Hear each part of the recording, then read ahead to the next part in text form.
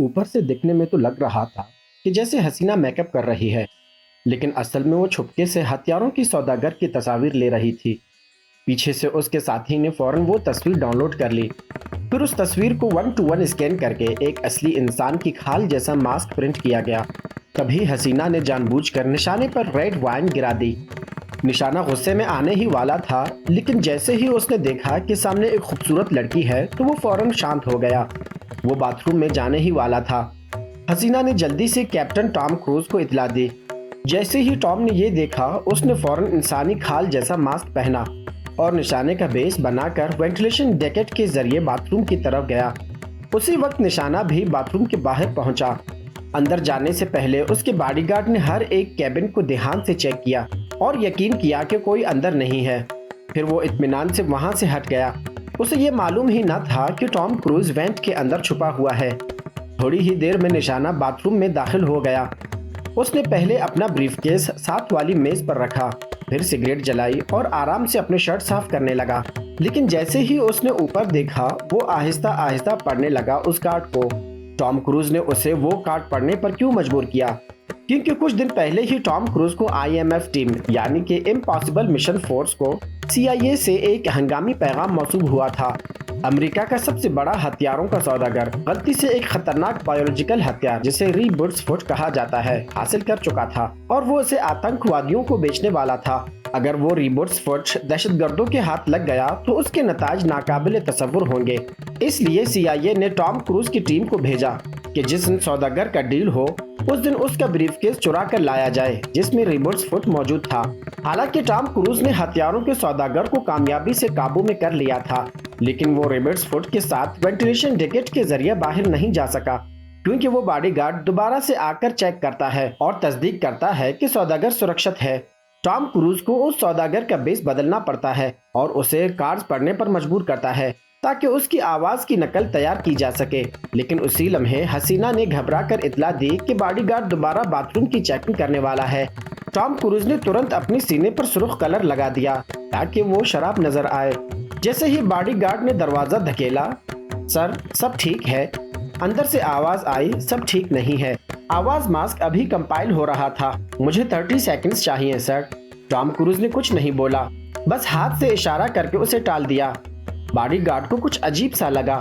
وہ اندر آنے ہی والا تھا، تبھی آواز کافی مکمل ہو گئی، ٹھیک ہے باہر انتظار کرو۔ باڈی گارڈ چکما کھا گیا اور چلا گیا، جبکہ ٹام کروز سوداگر بن کر ریسپشن میں واپس شامل ہو گیا۔ حسینہ نے بھی موقع دیکھ کر بات چھیڑ دی، آپ کی شرٹ کے لیے معذرت، کوئی بات نہیں، میرے ہوٹل میں لانڈری سروس ہے، میں خوشی سے آپ کی شرٹ دھلوا دوں گی۔ تم میرے شرٹ دھونا چاہتی ہو تو جب ہم ہوٹل روم میں انتظار کریں گے تب کیا کریں گے؟ کیونکہ اس وقت میں شرٹ نہیں پہن رہا ہوں، کچھ سوچو، گاڑی نکالو۔ دونوں نے ایک دوسرے کے ساتھ چالاکی سے فلمی انداز میں باتیں کی تاکہ ایسا لگے دونوں ایک دوسرے میں دلچسپی رکھتے ہیں، اور پھر دونوں ریبرٹس فٹ لے کر پارٹی سے نکل گئے۔ پھر اسپورٹس کار کے نیچے بنے خفیہ راستے کا استعمال کرتے ہوئے وہ سیوریج کے ذریعے اپنے ساتھیوں سے جا ملے۔ لیکن کہانی یہی ختم نہیں ہوئی۔ گاڑی نکالو، کتنی زبردست گاڑی ہے، اور ہاں یہی کرو۔ اسی طرح ٹام نے اپنی ٹیم کو لیڈ کیا اور مشن کو مکمل طور پر کامیاب بنایا، لاکھوں کروڑوں جانیں بچائیں۔ لیکن مصیبت یہاں رکی نہیں۔ فوج نے چھپکے سے ایک AI وائرس جسے انٹلیکچوئل باڈی کہا جاتا ہے روسی آبدوزوں میں انسٹال کر دیا۔ فوج کا مقصد یہ تھا کہ GT کے ذریعے روسی آبدوزوں کو اسٹیلتل یعنی کہ چھپنے سے صلاحیت ختم کر کے ان کی فوجی طاقت کو کمزور کیا جائے۔ لیکن جب آبدوز بیرنگ اسٹریٹ میں مشن پر تھی، GT نے اچانک کنٹرول سنبھال لیا اور آبدوز کو خود پر ہی حملہ کرنے پر مجبور کر دیا۔ ہماری اینٹی آٹر کام نہیں کر رہی، وہ سیدھا ہماری طرف آ رہا ہے۔ ہمارا اینٹی پیٹر ہیومنگ رینج 200 سے 400 میٹر تک ہے، بلاسٹ ہونے کی وارننگ بج رہی ہے۔ روسی آبدوز سمندر کے تہہ میں ڈوب گئی۔ اس کے بعد GT نے عرب انٹیلیجنس ایجنسی کو بھی ہیک کر لیا۔ خفیہ کوڈ سیکھنے والی ٹیکنالوجی پر قبضہ کرنے کے بعد وہ امریکی کلاؤڈ کے بغیر کوئی نشانہ چھوڑے غائب ہو گیا۔ جب سے GT کو معلوم ہوا وہ دنیا کے مختلف ممالک کے سسٹمز میں گھس رہا ہے، GT نے گیبریل نامے ایک شخص کو چنا جو اس کا ایجنٹ تھا۔ اچانک دنیا کی تمام ممالک نے GT کو ایک موٹی ہڈی سمجھنا شروع کر دیا۔ سب کا ماننا تھا اگر کوئی سروس کوڈ ڈھونڈ لے تو وہ اسے کنٹرول کر کے دوسرے ممالک کی خفیہ معلومات حاصل کر سکتا ہے اور دنیا پر حکومت کرنے کا خواب پورا کر سکتا ہے۔ امریکہ بھی اس دور سے پیچھے نہ رہا۔ CIA کے ڈائریکٹر نے فوراً ٹام کروز کی ٹیم کو 2 مشنز دے دیے۔ پہلا کام روسی آبدوز کے ساتھ ڈوبے ہوئے انٹلیکچوئل باڈی کا سروس کوڈ تلاش کرنا ہے۔ دوسرا کام ایسا کراس کی تلاش کرنا جس سے سروس کوڈ کو ان لاک کیا جا سکے۔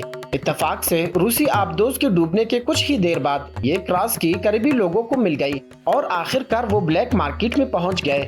اس لیے ٹام کروز کا پہلا مشن تھا کہ وہ چابی حاصل کرو اور ہمیں دے دو۔